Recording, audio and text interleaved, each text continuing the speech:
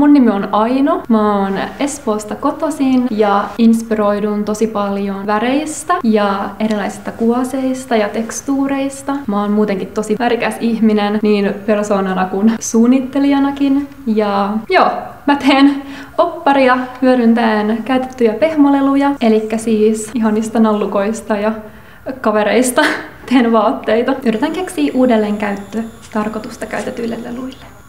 Mä oon suunnittelijana tosi kokeileva. Mä hyödynnän tosi paljon perusmuotoja, mutta mä tykkään laittaa niihin sellaisen mun oman touchin, justiinsa esim. Erilaisilla tekstuureilla tai väreillä leikkien. No mä saan tosi paljon inspiraatiota väreistä ja erilaisista muodoista.